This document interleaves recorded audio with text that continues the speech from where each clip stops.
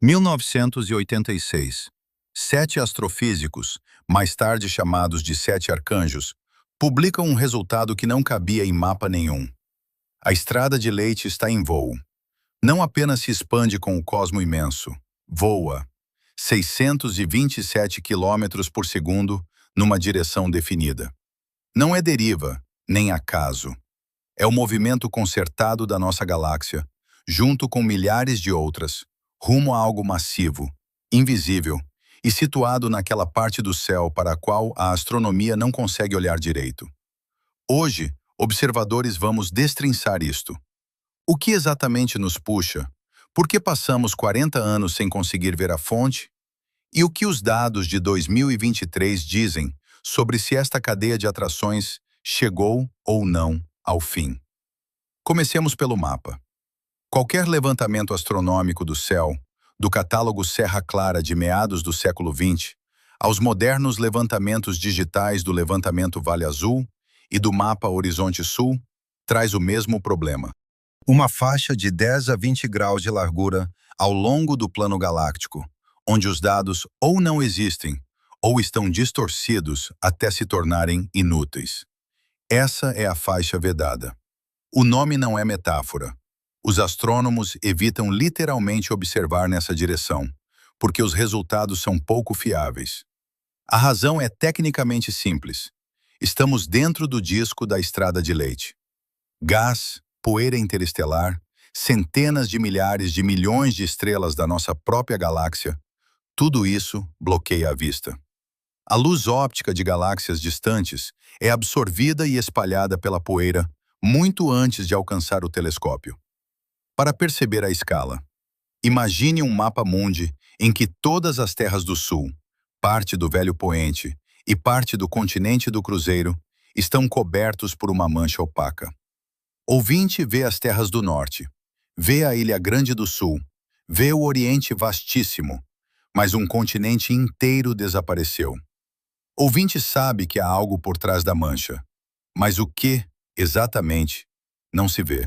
Aproximadamente 20% do céu, para a astronomia óptica padrão, simplesmente não existem. 20% não é periferia. É uma faixa que atravessa o centro da abóbada celeste. Ela corta cada levantamento de galáxias exatamente ao meio. Todos os catálogos contêm essa fratura. E é justamente ali, por trás da faixa de poeira e estrelas da nossa estrada de Leite, que se esconde a estrutura mais massiva do nosso cosmos vizinho. Voltemos aos 7 arcanjos. Adriano Valente, Lídia Seabra, Teodoro Campelo, Rogério Meirelles, Davi Noronha, Roberto Salgado e Gaspar Lacerda. Esses 7, em meados dos anos 80, mediram as velocidades de cerca de 400 galáxias elípticas. O método, a correlação de Faber-Jackson, um clássico da astrofísica observacional. Como funciona? A dispersão das velocidades das estrelas dentro de uma galáxia está ligada à sua luminosidade. Quanto mais massiva a galáxia, mais depressa as estrelas se movem no seu interior, e mais brilhante ela resplandece. Sabendo a luminosidade, calcula-se a distância. Sabendo a distância e o desvio para o vermelho, calcula-se a velocidade peculiar, isto é, o movimento real da galáxia em relação à expansão cosmológica geral. A expansão de Alvor afasta tudo de tudo. O cosmo imenso estica-se e as galáxias se separam umas das outras. Mas por cima dessa expansão, as galáxias podem ter velocidade própria, sob a ação gravitacional de estruturas massivas nas proximidades. Essa velocidade adicional chama-se peculiar, do latim peculiaris, próprio, particular. O resultado foi inesperado para todos, inclusive para os próprios pesquisadores. As galáxias, num raio de várias centenas de milhões de anos-luz, não se moviam de forma caótica, como se poderia esperar de interações gravitacionais aleatórias. Moviam-se em concerto, numa única direção. Para um ponto na constelação do Esquadro, uma pequena constelação austral de que a maioria dos entusiastas do céu jamais ouviu falar. O ponto está escondido atrás do plano galáctico. Campelo deu-lhe o nome de Grande Imã. A massa necessária para produzir tal atração é da ordem de 5 vezes 10 elevado à 16ª potência de massas solares. É a massa de dezenas de milhares de galáxias somadas. A distância, cerca de 250 milhões de anos-luz. A velocidade, 627 quilômetros por segundo. Para comparar, a Terra serena gira em torno do Sol dourado a cerca de 30 quilômetros por segundo. O Sol dourado gira em torno do centro da Estrada de Leite a cerca de 220 quilômetros por segundo. A nossa galáxia, com tudo o que contém, voa 21 vezes mais rápido que a velocidade orbital da Terra serena, rumo a um ponto que não pode ser visto. O problema: olhar diretamente para lá é impossível. A faixa vedada. Isso criou uma situação estranha na ciência. Os astrofísicos sabiam que algo massivo se encontrava numa direção precisa. Calcularam a sua posição matematicamente, mas não conseguiam ver o objeto, porque entre observadores e ele erguia-se a nossa própria galáxia. Leiamos o original. O artigo dos 7 arcanjos saiu nas Cartas de Astrofísica Lusitana em 1986. O título é direto: Spectroscopy and Photometry of Elliptical Galaxies, a Large-Scale Streaming Motion in the Local Universe. Um movimento concertado em grande escala no cosmos vizinho. Os pesquisadores são cautelosos nas formulações. Falam de fluxo e de centro de atração, mas não afirmam conhecer a natureza da fonte. 10 anos após a publicação, tentativas de encontrar o objeto físico por trás da faixa vedada. Os telescópios ópticos eram inúteis. A poeira absorve a luz visível. Mas existem outras faixas do espectro nas quais a poeira é transparente, ou quase, ondas de rádio.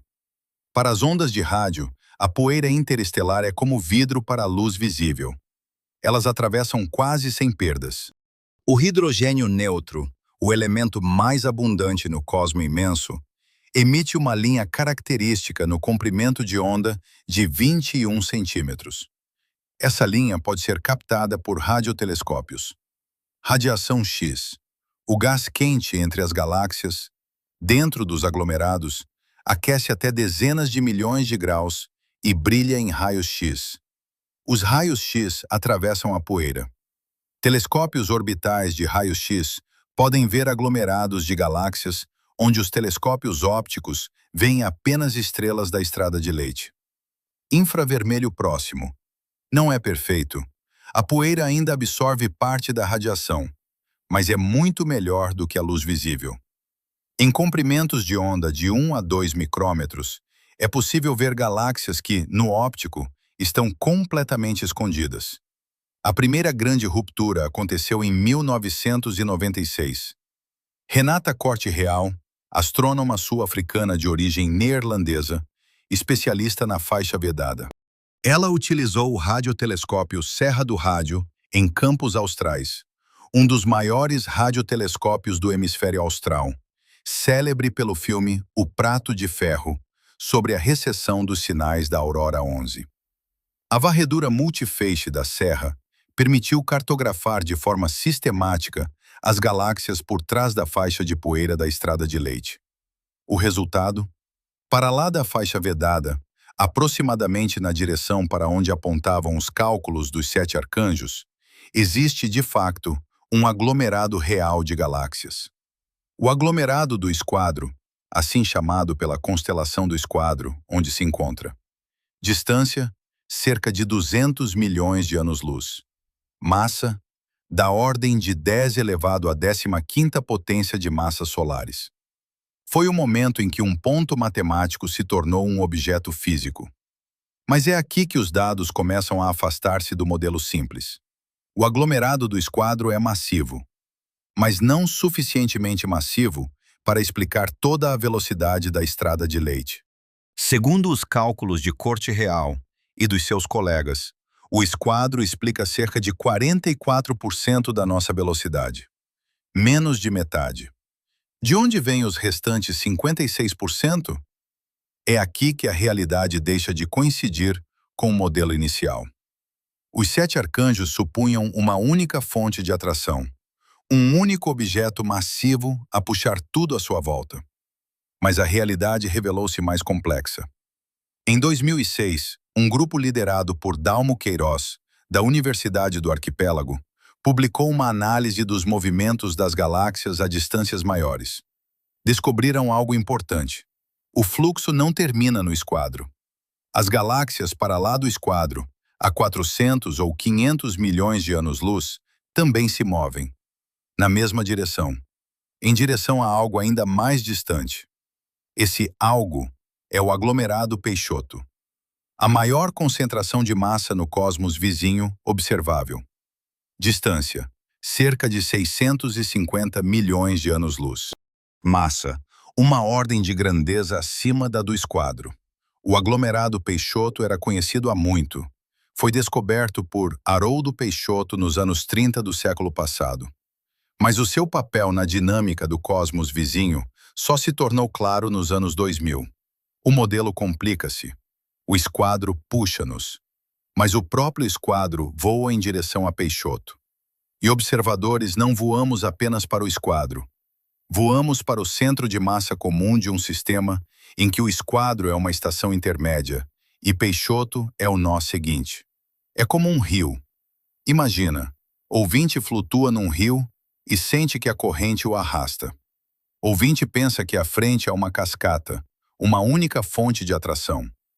Mas quando se aproxima, percebe que a cascata é apenas um desnível e que depois dele o rio continua. E após a curva seguinte, há outro desnível, uma cadeia de atrações, não uma única origem. Em 2014, Breno Tavares, da Universidade do Arquipélago, o mesmo Tavares cujo nome foi dado à relação Tavares-Fisher para medir distâncias até galáxias espirais, publicou um mapa que alterou a escala da compreensão.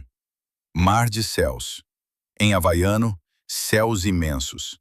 Tavares e o seu grupo usaram dados sobre os movimentos de 8.000 galáxias para reconstruir o campo de velocidades num volume com raio de cerca de 500 milhões de anos-luz. O resultado? Todas essas galáxias, incluindo a Estrada de Leite, incluindo o esquadro, incluindo dezenas de outros aglomerados, fazem parte de uma única estrutura gigantesca. O superaglomerado Mar de Céus. O tamanho do Mar de Céus é de cerca de 500 milhões de anos-luz de diâmetro. A massa é da ordem de 10 elevado à 17ª potência de massas solares. São 100.000 galáxias. O grande ímã não é um objeto separado, mas a região central deste superaglomerado. A zona para onde a matéria escorre de todos os lados. Mas o mapa de Tavares mostrou ainda outra coisa importante. O Mar de Céus faz fronteira com outros superaglomerados. De um lado, muralhas densas de galáxias a convergir para um centro comum. Do outro, vazio. Uma região gigantesca de baixa densidade, onde quase não há galáxias. Essa simetria é importante, porque a gravidade atua nos dois sentidos. Uma estrutura massiva puxa, mas a ausência de massa também influencia.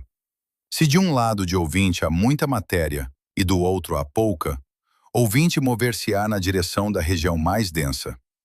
Não porque o vazio empurre, mas porque a região densa puxa com mais força do que a rarefeita.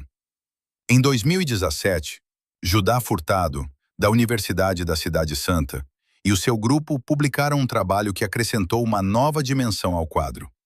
Descobriram uma estrutura que deram o nome de repulsor de duas faces. Repulsor, do inglês repel, repelir. Mas não se trata de repulsão em sentido literal. É um vazio, uma região com densidade de matéria muito abaixo da média. Não nos empurra fisicamente, simplesmente não nos puxa, enquanto o lado oposto puxa. Furtado mostrou, para explicar a direção e a magnitude da velocidade da Estrada de Leite, não basta considerar apenas a atração do esquadro e de Peixoto. É preciso considerar também que do lado oposto a observadores existe um vazio gigantesco, o chamado vazio do Oceano Calmo, ou repulsor de duas faces. É como se o ouvinte estivesse numa encosta. De um lado, uma montanha, que o atrai com a sua gravidade. Do outro, um precipício, um vale. A montanha puxa, o vale não puxa. Ouvinte move-se na direção da montanha. Mas não só porque a montanha puxa, também porque do outro lado nada o retém. Isto não é um enigma nem um mistério. É um modelo. De um lado puxam-nos, do outro não nos seguram. Atração mais ausência de resistência. Física simples, geometria complexa. O trabalho de Furtado foi recebido com cautela. Uma coisa é medir a velocidade de atração para um objeto massivo. Outra é medir a contribuição do vazio. O vazio não emite, não absorve, não dispersa. Como medir a influência daquilo que não existe? O método de Furtado foi a reconstrução do campo tridimensional de velocidades. Se conheces os movimentos de milhares de galáxias num volume, podes reconstruir a distribuição de densidade que provoca esse movimento. Baixa densidade numa região e alta noutra cria um gradiente que explica a direção e a magnitude do fluxo. Os dados mostraram: a contribuição do vazio para a nossa velocidade é comparável à contribuição do aglomerado Peixoto. Não é adicional, é comparável. Isto mudou a forma de pensar.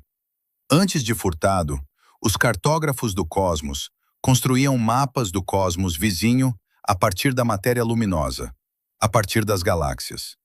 Depois de Furtado, tornou-se claro: os mapas dos vazios são não menos importantes. Os vazios moldam os fluxos, tal como as cordilheiras moldam os rios, não atraindo a água, mas criando o relevo por onde ela corre. A teia cósmica não é apenas aglomerados de galáxias ligados por filamentos. São muralhas, fios e nós, entre os quais jazem regiões vazias gigantescas. E essas regiões vazias não são neutras, são assimétricas. E a sua assimetria cria componentes adicionais de velocidade. Digamos, quem primeiro compreendeu a escala? Adriano Valente e Teodoro Campelo, em 86, não sabiam que o grande ímã era apenas o primeiro elo da corrente. Pensavam ter encontrado a fonte. Descobriu-se que haviam encontrado o primeiro marco no caminho. Renata Corte Real, em 96, encontrou um objeto físico por trás da poeira. O aglomerado do esquadro tornou-se a prova de que os cálculos dos 7 arcanjos estavam certos.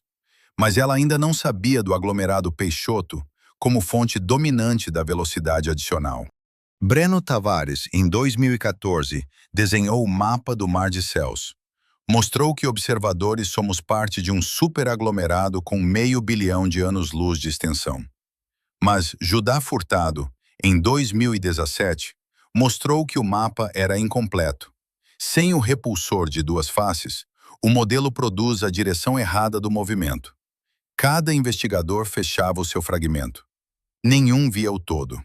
O quadro completo só começou a formar-se no fim da década de 10, e mesmo agora não está concluído. E então, surgem os dados de fluxos cósmicos 4. Ano de 2023. O maior catálogo de velocidades peculiares de galáxias. Mais de 56 mil medições. Para comparar, os 7 arcanjos trabalhavam com 400 galáxias. Em 37 anos, a amostra cresceu mais de 100 vezes. Os métodos também mudaram. A correlação Faber-Jackson para galáxias elípticas foi complementada pela relação Tavares-Fisher para espirais. Somaram-se medições de supernovas do tipo 1A como velas padrão. Elas permitem determinar distâncias com precisão de até 5%. Os dados do telescópio espacial Alvor ampliaram a amostra para galáxias distantes. E, nas versões mais recentes, entraram os dados da Agência Espacial Europeia do Atlântico, do satélite astrométrico Gaivota, que mede as posições e os movimentos de 1.000 milhões de estrelas na nossa galáxia e permite refinar a calibração de toda a escala de distâncias. Breno Tavares e o seu grupo atualizam o mapa dos fluxos de matéria a cada nova libertação de dados. O resultado dos últimos anos é desanimador para quem esperava um modelo simples, mas reconfortante para quem prefere uma verdade complexa a um mito simples. A estrutura dos fluxos é mais complexa do que atrator mais repulsor. Surgem nós adicionais de atração que não cabem no modelo de duas fontes dominantes. Surgem vazios intermédios que criam desvios locais nos fluxos. Os fluxos não são lineares, ramificam-se, aceleram e desaceleram conforme a densidade local da matéria. A teia cósmica revelou-se mesmo uma teia, com nós, filamentos e vazios em cada escala. Não uma árvore com um só tronco e ramos, mas uma rede, onde cada nó influencia todos os outros. Um exemplo concreto. Na escala de cerca de 400 milhões de anos-luz, fluxos cósmicos 4 detectam um fluxo que não se move nem para Peixoto, nem para longe do vazio do Oceano Calmo, mas numa terceira direção, para uma estrutura que ainda não recebeu um nome universalmente aceite. Isso não anula a contribuição de Peixoto, nem do repulsor. Acrescenta apenas mais um vetor ao movimento total. O modelo de 3 componentes substitui o de 2. E não há garantia de que, dentro de 5 anos, um modelo de 4 componentes não venha substituir o de 3. O que isso significa na prática? Estamos a voar em direção ao aglomerado do esquadro. O esquadro faz parte do fluxo rumo a Peixoto. Peixoto é, provavelmente, parte do fluxo rumo a algo ainda mais distante. O repulsor de duas faces empurra do outro lado. Os vazios entre as estruturas criam gradientes adicionais de pressão. É uma corrente, e não sabemos se ela tem fim. Ou, mais precisamente, os dados ainda não permitem ver o fim. E não é a mesma coisa. Comunicado de imprensa e artigo científico não são a mesma coisa. Vejamos ambos. Os artigos científicos sobre fluxos cósmicos 4 formulam com extremo cuidado. Foram detectadas componentes adicionais de fluxos peculiares em escalas superiores a 600 milhões de anos-luz, não explicadas por estruturas anteriormente identificadas. Os média escrevem: o cosmo imenso está a sugar a nossa galáxia para o desconhecido. O primeiro é resultado de tratamento de dados. O segundo é metáfora para gerar cliques. A diferença é fundamental. Eis o que os dados realmente mostram. A faixa vedada não é mistério nem conspiração. É uma limitação técnica. Estamos dentro do disco da galáxia e não conseguimos ver através dele no óptico. É como tentar observar uma casa do outro lado da rua pela janela, quando há uma estante diante da janela. A estante não esconde a casa de propósito. A estante simplesmente está ali. Mas a escala do problema merece uma conversa à parte. 20% do céu não é apenas uma faixa sem dados. É uma faixa pela qual passam direções-chave da cartografia do cosmos. O grande ímã está por trás dela. Parte do aglomerado Peixoto está por trás dela. A muralha em Hidra Centauro do Sul está parcialmente encoberta. A estrutura que por vezes chamam Grande Muralha dos Aglomerados atravessa a faixa vedada e sai do outro lado, mas o seu meio permanece invisível. Isto não é acaso. O plano galáctico atravessa o centro da abóbada celeste, e as maiores estruturas do cosmos vizinho tendem para a mesma faixa de latitudes. Um azar geométrico, mas com consequências físicas. As tentativas concretas de resolver o problema seguiram 4 direções. A primeira é a radioastronomia, o método de Renata Corte-Real. A linha de 21 centímetros do hidrogênio neutro. Vantagem: a poeira é completamente transparente. Desvantagem: os levantamentos são lentos. Cada ponto do céu precisa de ser observado durante muito tempo para acumular estatística. A varredura multifeixe da Serra foi um programa que ocupou vários anos e cobriu parte da faixa vedada no hemisfério austral. Mas não toda. O hemisfério norte está pior coberto. A segunda direção é a astronomia de raios-x. O Raio Sul, satélite alemão de raios-x dos anos 90. Depois, o Clara-Luz, Observatório Orbital Americano em operação desde 1999. Depois, o Newton do Céu, Telescópio Europeu de Raios-X. O gás quente entre as galáxias de um aglomerado emite em raios-x, e os raios-x atravessam a poeira. Mas os telescópios de raio-x têm um campo de visão pequeno. Veem o céu por uma palhinha. Um levantamento completo da faixa vedada em raios-x exigiria décadas de tempo observacional. Existem levantamentos parciais e encontraram vários aglomerados, mas a completude está longe dos 100%. A terceira via é o infravermelho próximo. O mapa duplo do céu é terrestre, na faixa de 1 a 2 micrones. O espiar é espacial, no infravermelho médio. O olhar é espacial, no infravermelho próximo. A luz infravermelha atravessa a poeira muito melhor do que a luz óptica, mas não de forma perfeita. A distâncias superiores a 300 milhões de anos-luz, as galáxias infravermelhas afundam no fundo de estrelas da estrada de Leite. O problema não é a poeira. O problema são as estrelas brilhantes do primeiro plano, que ofuscam as galáxias fracas e distantes. A quarta via é a mais recente. O contínuo de rádio e os levantamentos de nova geração. O radiotelescópio sul-africano Gato do Karoo, precursor da rede do quilômetro quadrado, já está a produzir dados. Os primeiros resultados mostram galáxias antes invisíveis nas profundezas da faixa vedada. O radiotelescópio australiano Campo Rápido Austral acrescenta dados sobre o céu do sul.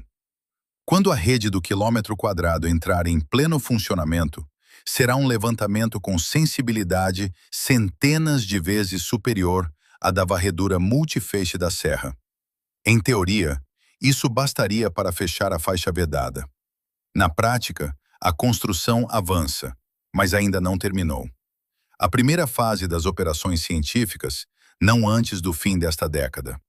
Um levantamento completo da faixa vedada no contínuo de rádio e na linha do hidrogênio neutro é um trabalho que continua até hoje. Cada galáxia encontrada é um fragmento do quebra-cabeças, mas a quantidade de fragmentos que faltam é desconhecida. A outra versão não é popular entre o grande público, mas é bem fundamentada entre os cosmólogos.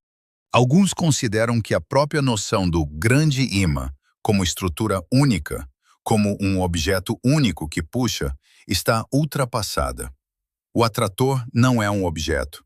É uma zona no espaço dos fluxos, onde convergem as linhas de movimento.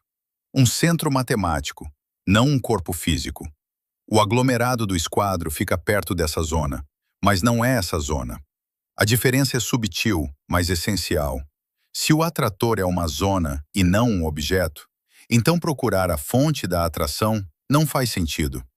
A atração distribui-se pelas muralhas e pelos filamentos da teia cósmica. Não há um único culpado. Há uma arquitetura, uma analogia, um redemoinho num rio. O redemoinho é uma zona onde convergem correntes de água. Tem centro, velocidade, tamanho. Mas não existe um objeto redemoinho. Não há um corpo sólido a girar a água. O redemoinho é uma propriedade do fluxo, não um objeto dentro do fluxo. O mesmo vale para o grande ímã. Os 7 arcanjos, em 86, procuravam um objeto. Renata Corte Real, em 96, encontrou um aglomerado perto do centro calculado, e todos decidiram que o objeto tinha sido encontrado. Mas os dados dos anos 2010 mostraram: o aglomerado do esquadro é um dos nós da teia perto do centro do fluxo, não a única fonte, uma entre muitas. Isso muda a própria pergunta. Em vez de "o que nos puxa?", é mais correto perguntar: qual é a estrutura do fluxo em que nos movemos? A primeira pergunta pressupõe uma única causa. A segunda, um sistema distribuído de causas. A ciência avançou da primeira pergunta para a segunda ao longo de 37 anos. Isto é um padrão e repete-se em todas as escalas. A mesma lógica funciona numa escala menor. Galáxias isoladas caem em direção a aglomerados. Aglomerados movem-se para superaglomerados.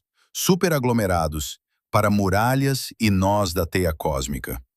Em cada nível há um atrator, um centro local de atração. Para uma galáxia solitária, o atrator é o aglomerado mais próximo. Para um aglomerado, o superaglomerado. Para um superaglomerado, um nó da teia. A questão não é se o grande ímã existe. A questão é se ele é o ponto final da cadeia, ou apenas mais um elo. E aqui os dados dão uma resposta inesperadamente clara. O modelo padrão da cosmologia, Lambda CC/DM, prevê que em escalas superiores a algumas centenas de megaparsecs, o cosmo imenso deve ser homogêneo. É o princípio da homogeneidade, um dos axiomas da cosmologia moderna. Se o princípio estiver correto, a cadeia das atrações termina. Em alguma escala, os fluxos desaparecem, as velocidades peculiares anulam-se, e resta apenas a expansão pura de Alvor. Os dados do fluxos cósmicos 4 ainda não chegam a essa escala. Cobrem um volume até 600 ou 700 milhões de anos-luz. O princípio da homogeneidade prevê convergência numa escala de cerca de 1 bilhão de anos-luz. A distância entre os dados e a previsão é de algumas centenas de milhões de anos-luz. É precisamente nesse intervalo que as surpresas podem esconder-se. Mas há também um sinal inquietante. Algumas grandes estruturas, a Grande Muralha do Herói, o Grande Anel, excedem o limite teórico de tamanho das estruturas permitido pelo princípio da homogeneidade. Se essas estruturas forem reais, o princípio da homogeneidade precisa de ser refinado. Se o princípio da homogeneidade for impreciso, a cadeia das atrações pode ser mais longa do que prevê o modelo padrão. Esse é tema para uma análise à parte. Pare. Aqui os números não batem, noutro ponto. 20% do céu estão fechados. Isso significa que o mapa dos fluxos por trás da faixa vedada é, em parte, uma extrapolação. Interpolamos os dados dos dois lados da faixa e supomos que entre eles não há surpresas. Em matemática, isso chama-se suavização. Tomamos a densidade de galáxias à esquerda da faixa, a densidade à direita, e supomos que, no meio, o valor está algures entre ambas. Parece razoável. Mas Renata Corte Real mostrou, em 96, que por trás da faixa se escondia um aglomerado inteiro, que ninguém previra e que não estava a meio entre os dados vizinhos. O esquadro era invisível e revelou-se a chave para 44% da nossa velocidade. Uma estrutura, um aglomerado e 44% da explicação. Que garantia há de que não exista ali outra surpresa dessas? A resposta direta: nenhuma. O rádio e os raios-x ajudam, mas a cobertura é incompleta. Nem todas as regiões da faixa vedada foram varridas com sensibilidade e resolução suficientes. A rede do quilômetro quadrado vai melhorar a situação de forma radical. A sua sensibilidade supera em centenas de vezes a da varredura multifeixe da Serra. Mas a construção ainda não terminou. Entretanto, a faixa vedada continua a ser a maior mancha branca da cosmologia próxima. Não na borda do cosmo imenso observável, não para lá do horizonte de eventos. Bem aqui, a algumas centenas de milhões de anos-luz. Uma mancha branca não por falta de tecnologia, mas porque vivemos dentro de uma estrutura que bloqueia a visão. A ironia é esta. Para entender para onde voa a nossa galáxia, é preciso ver aquilo que a nossa galáxia encobre. Há ainda outra questão: a precisão das medições. 627 km por segundo. Essa é a velocidade da estrada de Leite em relação ao fundo antigo de luz. Ela é determinada pelo dipolo de temperatura desse fundo. Na direção do movimento, os fotões ficam ligeiramente mais quentes por causa do efeito Doppler. Na direção oposta, ligeiramente mais frios. A diferença de temperatura é de cerca de 3 milésimos de grau Kelvin, sobre um fundo de temperatura média de 2,725 milésimos de Kelvin. Minúscula, mas mensurável. Quem viu isso primeiro foi o satélite COBIAR, no começo dos anos 90. O plano refinou o valor em 2013 com grande precisão.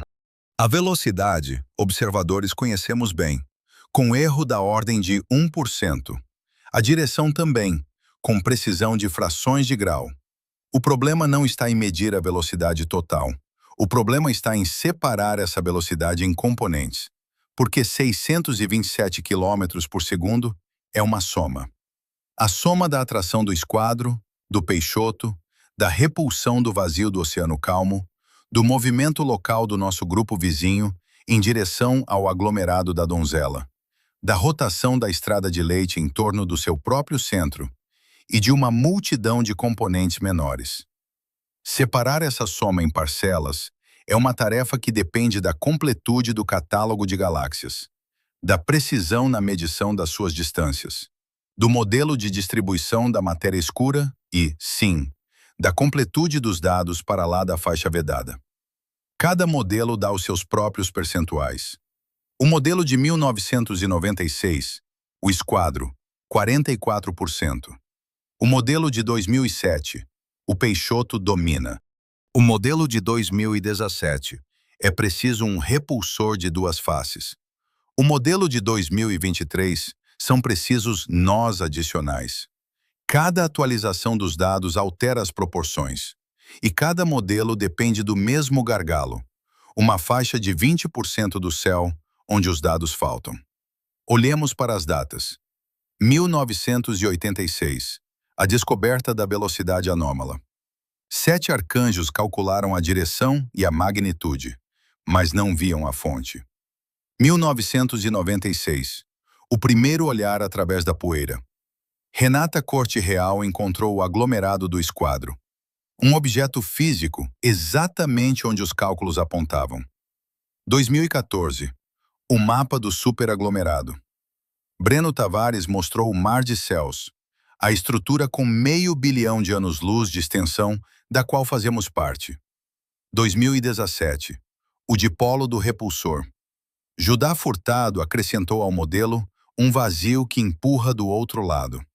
2023, fluxos detalhados com nós. Fluxos Cósmicos 4 mostrou que o modelo é mais complexo do que atrator mais repulsor. 37 anos de trabalho. A cada década, uma nova camada de complexidade. Cada explicação não foi a refutação da anterior, mas a ampliação da moldura. 7 arcanjos tinham razão. Estamos a voar. Renata Corte Real tinha razão. Há ali um aglomerado. Breno Tavares tinha razão. Somos parte de um superaglomerado. Judá Furtado tinha razão. Também estamos a ser empurrados.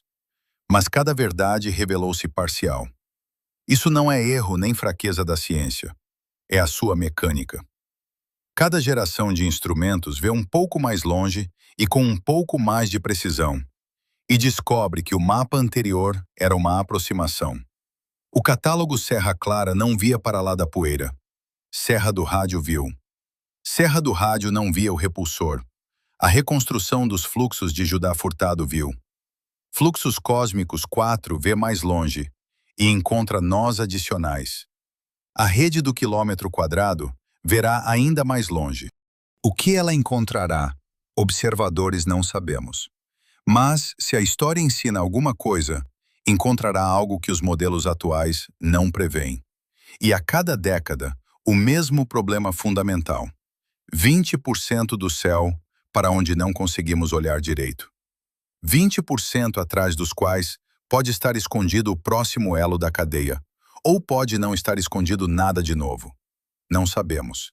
E enquanto a rede do quilômetro quadrado não entrar em funcionamento pleno, não saberemos. Façamos um resumo. O grande ímã explica 44% da nossa velocidade. O Peixoto, mais cerca de 48%. O repulsor empurra. Fluxos cósmicos, 4 acrescenta nós. A cadeia alonga-se a cada novo levantamento. A cada década, mais um elo. O princípio da homogeneidade diz: há um fim. Em alguma escala de vários milhares de milhões de anos-luz, os fluxos devem desaparecer e o cosmo imenso deve tornar-se igual em qualquer direção. Mas ainda não alcançamos dados até essa escala. E o mais interessante é precisamente aquilo que a nossa própria galáxia encobre. Nomes, datas, documentos, Adriano Valente, Lídia Seabra, Teodoro Campelo e outros 4, 1986. Renata Corte Real, 1996. Breno Tavares, 2014. Judá Furtado, 2017. 40 anos de trabalho. De um ponto matemático calculado a partir de dados indiretos até um mapa tridimensional de fluxos com repulsores e nós. E 20% do céu que continuam fechados até hoje. Isto não é um mistério. É um mapa inacabado. A maior mancha em branco não está na borda do cosmo imenso visível, nem para lá do horizonte de eventos de um buraco negro. Está aqui mesmo, a algumas centenas de milhões de anos-luz. 20% do céu, através dos quais observadores aprendemos a olhar, devagar, método após método, telescópio após telescópio. Isto é uma solução, não um mistério. Mas há ainda outro aspecto, raramente discutido. A matéria escura. Todos os cálculos de atração, esquadro, Peixoto, repulsor, baseiam-se na suposição de que a matéria escura está distribuída mais ou menos como a matéria visível. Onde há muitas galáxias, há muita matéria escura. Onde há vazio, há pouca. É uma suposição razoável, mas não foi provada diretamente. A matéria escura não emite, não absorve, não dispersa luz. Só a vemos pelo efeito gravitacional, pela forma como curva as trajetórias das galáxias e desvia a luz de fontes distantes. Se a matéria escura estiver distribuída de modo desigual, não como as galáxias visíveis, então o mapa dos fluxos pode ser completamente diferente. Um exemplo concreto. Suponhamos que, por trás da faixa vedada, exista uma concentração de matéria escura sem o correspondente número de galáxias. Isso é possível. Há modelos em que a matéria escura forma condensações que ainda não conseguiram atrair gás suficiente para formar estrelas. Aglomerados escuros, sem galáxias, sem gás, sem emissão de raio-x. Apenas gravidade. Tal objeto seria invisível em todas as faixas: óptica, rádio, raio-x, infravermelho. Só poderia ser detectado pela influência no movimento das galáxias em redor. Mas, se estiver para lá da faixa vedada, não vemos as galáxias circundantes com nitidez suficiente para notar a anomalia. Isto não é teoria da conspiração. É a fronteira do nosso conhecimento. Supomos que a matéria escura segue a visível, porque em toda a parte onde conseguimos verificar, é isso que acontece. Mas para lá da faixa vedada, não conseguimos verificar. Há ainda outro fator, a energia escura. A energia escura é aquilo que faz o cosmo imenso expandir-se com aceleração. Atua em grandes escalas, contrariando a gravidade. A escala dos aglomerados de galáxias, vários milhões de anos-luz, a gravidade vence e os aglomerados mantêm-se unidos. A escala dos superaglomerados, centenas de milhões de anos-luz, a energia escura começa a entrar em cena. Mar de Céus está na fronteira. É grande o bastante para que a energia escura influencie a sua dinâmica. Dentro de milhares de milhões de anos, Mar de Céus provavelmente desfazer-se-á. As galáxias nas suas margens serão levadas pela expansão do cosmo imenso. Mas agora, estamos dentro do fluxo.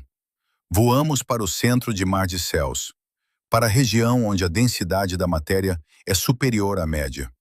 E enquanto voamos, somos parte da estrutura. Quando a estrutura se desfizer, passaremos a fazer parte de outra coisa, ou de nada. Esta é uma escala temporal de milhares de milhões de anos. Para fins práticos, não importa. Mas para compreender o quadro, é essencial. Não estamos apenas a voar para um ponto no mapa. Participamos num processo que determina o aspecto do cosmo imenso nas maiores escalas. E esse processo depende daquilo que se encontra para lá de 20% do céu que não conseguimos ver. Mais um detalhe. A história da ciência. O Grande Imã não é o primeiro caso em que os astrônomos descobrem algo importante na direção para onde é difícil olhar. No início do século XX, Haroldo Peixoto, o mesmo cujo nome foi dado ao aglomerado, tentava determinar a posição do Sol dourado na Estrada de Leite. Usava aglomerados globulares como marcadores, objetos brilhantes, visíveis a grandes distâncias. O problema: o centro da Estrada de Leite fica na direção da constelação do Arqueiro. Ali, a densidade de estrelas e poeira é máxima. Peixoto via os aglomerados globulares em torno do centro, mas não via o próprio centro. Teve de reconstruir a posição do centro a partir de dados indiretos. Soa familiar? 50 anos mais tarde, a radioastronomia permitiu ver o centro da Estrada de Leite. Ali havia um buraco negro supermassivo, Arqueiro Alfa. Hoje, observamo-lo regularmente. Mas nos anos 20 do século passado, aquilo era uma faixa vedada em miniatura. Sempre que algo importante fica na direção para onde é difícil olhar, a ciência encontra um caminho alternativo. Rádio em vez de óptica. Raio-X em vez de rádio. Ondas gravitacionais em vez de ondas eletromagnéticas. O grande imã é a próxima iteração da mesma história. Algo importante está escondido atrás da poeira. Estamos a aprender a ver através da poeira. O processo é lento, mas funciona. 40 anos desde a descoberta até o mapa detalhado. Não é rápido, mas é menos do que foi necessário para o centro da Estrada de Leite. E há ainda outro paralelismo. A faixa vedada não é a única região do céu com dados limitados. Existem os chamados polos do caminho solar, regiões para onde os telescópios espaciais podem olhar continuamente, porque o Sol dourado nunca entra no campo de visão. É ali que os dados são mais profundos. Há regiões próximas do Sol dourado, para onde os telescópios terrestres não conseguem olhar em certas estações do ano. Há regiões contaminadas pela luz dos satélites, sobretudo depois do lançamento das constelações Rede Estelar. Milhares de satélites deixam rastros brilhantes nas imagens, velando galáxias distantes. Cada limitação cria o seu próprio ponto cego. A faixa vedada é o maior deles, mas não é o único. A astronomia é a ciência de como ver aquilo que é difícil de ver. Cada novo instrumento abre uma região que antes era inacessível. Cada região aberta contém surpresas. O grande imã foi uma surpresa em 1986. O aglomerado do Esquadro, uma surpresa em 1996. O repulsor de duas faces, uma surpresa em 2017. Os nós adicionais de fluxos cósmicos 4, uma surpresa em 2023. A próxima surpresa, muito provavelmente, virá da mesma região, daqueles 20% do céu que só agora estamos a aprender a ver. Vale a pena falar em separado da metodologia. Como, exatamente, os investigadores reconstroem o mapa dos fluxos? O princípio básico é simples. Cada galáxia tem duas velocidades. A primeira, a de Alvor, causada pela expansão do cosmo imenso. Quanto mais distante está a galáxia, mais depressa se afasta. Esta é a lei de Alvor, descoberta em 1929. A segunda velocidade, peculiar, é causada pela gravidade local.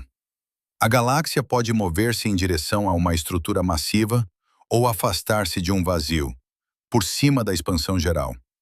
Para medir a velocidade peculiar, é preciso saber duas coisas: a distância até a galáxia e o seu desvio para o vermelho. O desvio para o vermelho mede-se facilmente pelo espectro. A distância é mais difícil.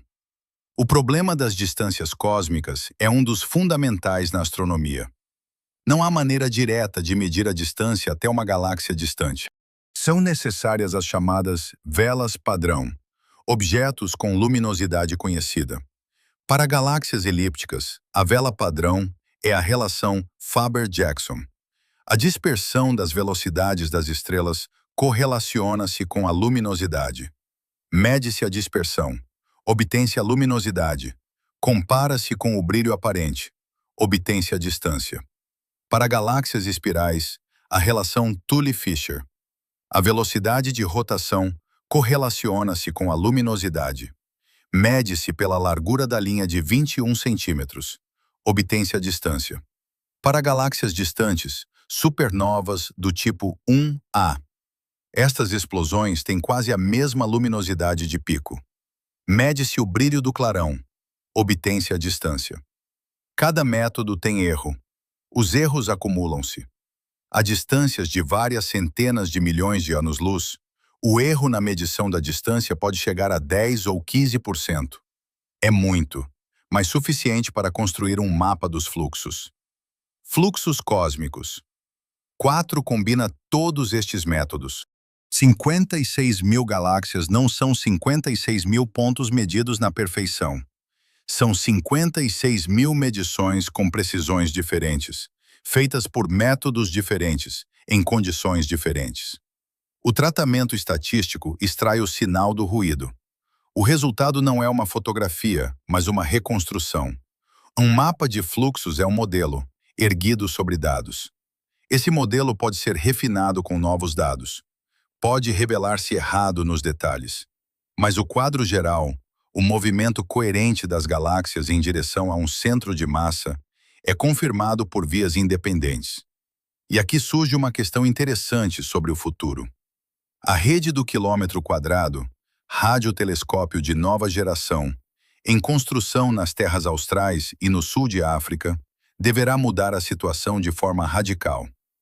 A sua sensibilidade supera em centenas de vezes a dos radiotelescópios atuais. Ela poderá ver galáxias para além da faixa vedada, hoje inacessíveis.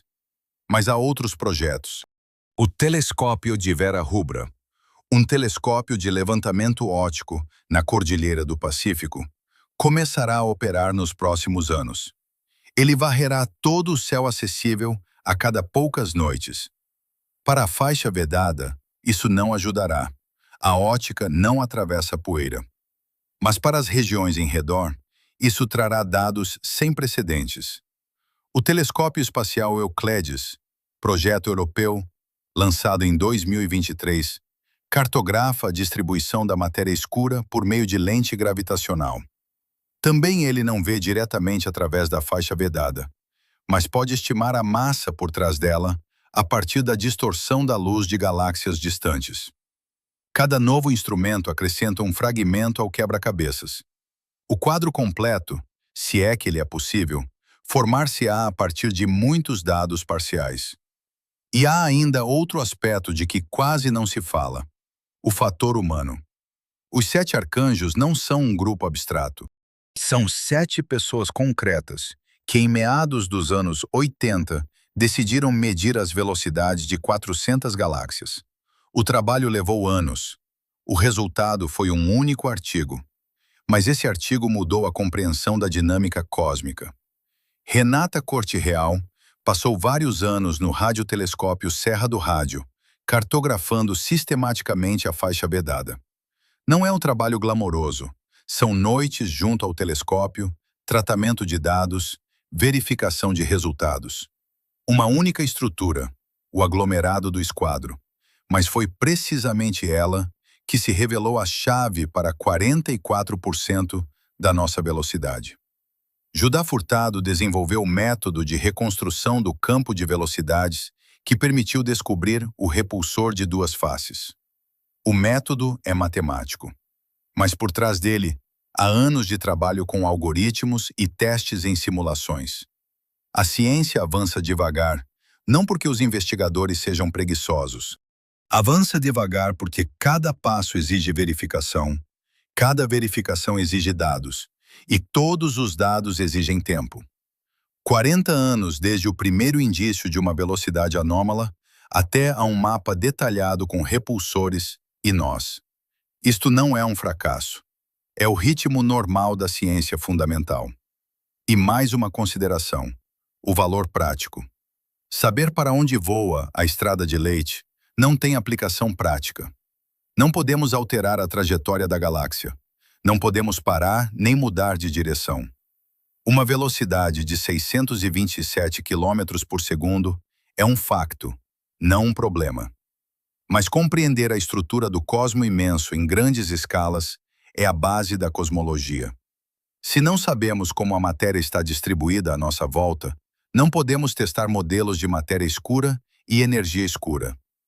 Se não conhecemos os campos de velocidade, não podemos calibrar a escala das distâncias cósmicas.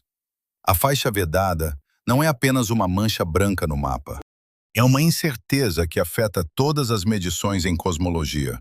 Sempre que alguém fala da constante de Alvor ou da fração de matéria escura, nesses números esconde-se um erro, ligado ao facto de não vermos 20% do céu. Fechar essa margem de erro é uma das tarefas da próxima década. Agora, a questão em aberto. A cadeia de atrações tem fim, ou cada novo telescópio revelará o elo seguinte. A rede do quilômetro quadrado deverá fechar a faixa vedada. Mas, se por trás dela surgir outra estrutura da escala do esquadro, o modelo voltará a mudar. Se não surgir, o princípio da homogeneidade será confirmado. Tanto uma coisa como a outra são resposta. Mas qual delas será, só saberemos quando olharmos. No próximo vídeo, SETA, a missão que deveria desviar um asteroide. O critério de sucesso: 73 segundos de alteração no período orbital. A realidade: 33 minutos. Uma diferença de 25 vezes. O que isso significa para a defesa real da Terra serena?